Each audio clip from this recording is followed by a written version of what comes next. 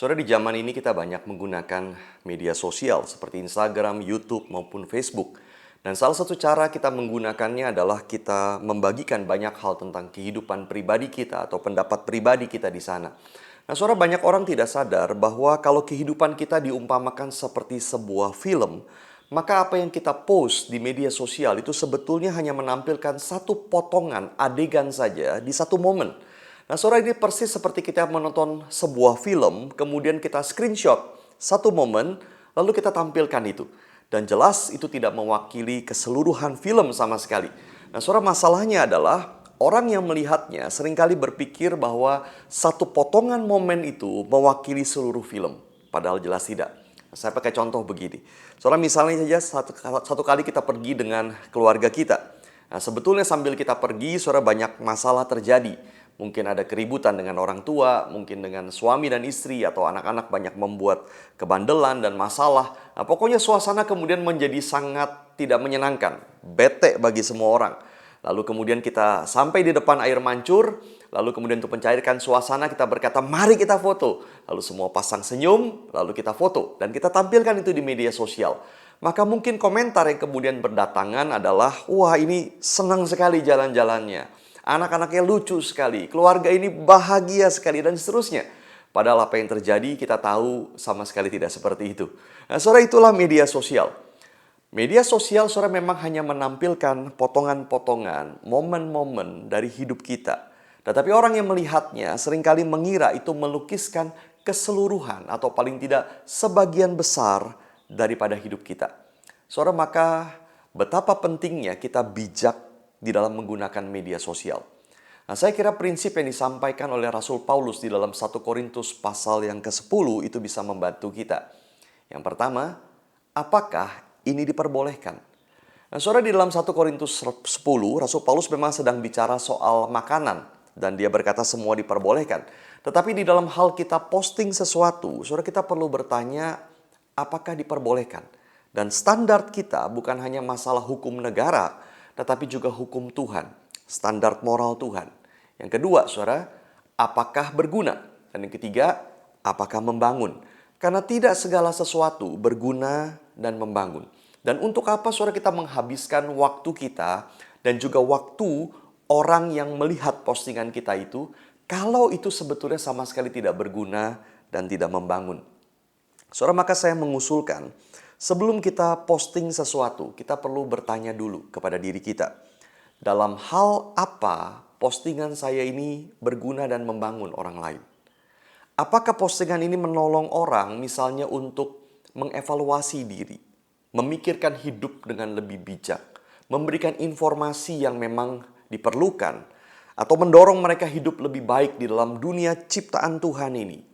Atau misalnya kita bertanya, apakah postingan itu bisa menolong orang yang sedang lemah, atau memberikan inspirasi untuk mereka berbuat kebaikan, atau mendorong mereka untuk bertumbuh. Nah, saudara, maka pertanyaannya adalah lagi-lagi bagaimana ini bisa berguna? Bagaimana ini bisa membangun? Sebaliknya, saudara, kita juga perlu bertanya, apakah postingan saya berpotensi membuat orang lain menjadi semakin berantakan? Misalnya, saudara, konten berisi humor yang kotor, atau misalnya berisi keluhan, kemarahan kita yang mengajak orang lain untuk ikut marah bersama dengan kita. Atau mungkin, saudara, kita post kegiatan kita yang terkesan nakal.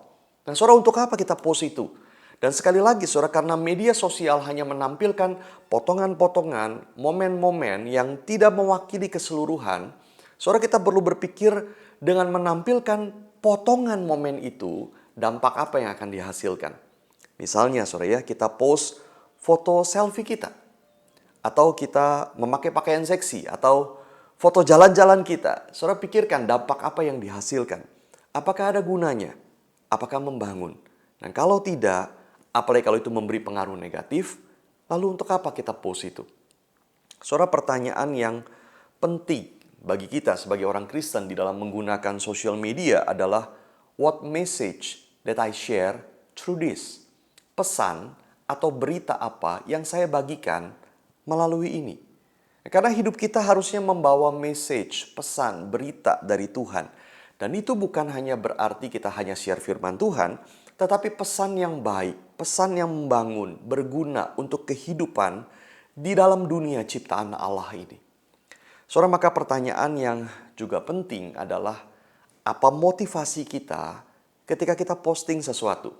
Apakah untuk kemuliaan saya, supaya orang memuji saya, orang menganggap saya lebih baik daripada yang sebenarnya, atau untuk kemuliaan Tuhan? Saudara, salah satu yang juga ingin saya singgung adalah cara kita menuliskan caption atau komen.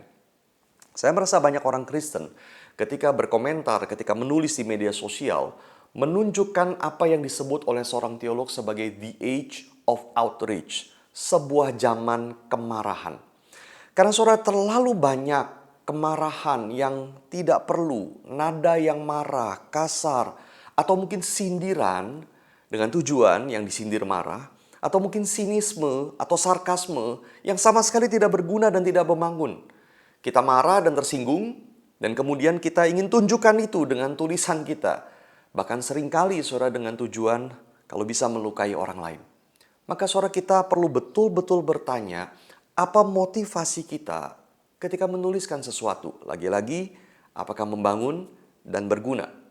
Dan terakhir, saudara, saya juga ingin mengingatkan dari sisi kita yang melihat berbagai postingan di media sosial. Saudara, kita perlu bijak di dalam memilah nilai-nilai yang kita terima melalui media sosial. Apa yang benar, apa yang salah. Nilai apa yang perlu kita pelajari, dan apa yang perlu kita abaikan saja. Dan kita perlu bijak juga di dalam mengevaluasi perasaan yang muncul di dalam hati ketika melihat berbagai postingan itu. Misalnya, apakah kita iri? Saudara, sangat mudah memang di zaman ini untuk kita kemudian membanding-bandingkan hidup kita dengan hidup orang lain yang kita lihat di media sosial. Saudara, bukan saja itu salah, karena sekali lagi media sosial hanya menampilkan potongan momen dan bukan keseluruhan hidup orang itu. Tetapi saya yakin saudara, hal seperti itu juga tidak berkenan kepada Tuhan. Tuhan mau kita bersyukur untuk apapun, termasuk untuk kekuatan, penyertaan, berkat Tuhan yang kita alami di dalam keadaan seperti apapun. Dan Tuhan mau kita mengerjakan hidup kita menjadi lebih baik bersama dengan Tuhan.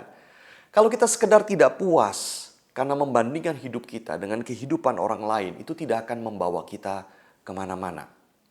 Nah, saudara, terakhir sekali, saudara, jebakan besar di dalam media sosial, termasuk mereka yang menggunakannya untuk pelayanan, adalah membandingkan jumlah like, viewers, subscribers, followers, dan seterusnya. Saudara, bukan saja hal itu tidak ada gunanya, tetapi itu juga bisa menghasilkan motivasi yang tidak baik. Bahkan mungkin mendorong kita melakukan hal yang tidak baik. Saudara, hidup kita bukanlah untuk mencari kemuliaan diri, untuk mencari popularitas diri. Hidup kita adalah untuk mencari kemuliaan bagi Tuhan. Saudara, maka seharusnya kita hanya membagikan apa yang berguna, apa yang membangun. Dan biarlah kepuasan kita hanya kita dapatkan dari Tuhan yang bersuka melihat apa yang kita lakukan. Tuhan berkati kita dan Tuhan tolong kita bijak di dalam menggunakan media sosial.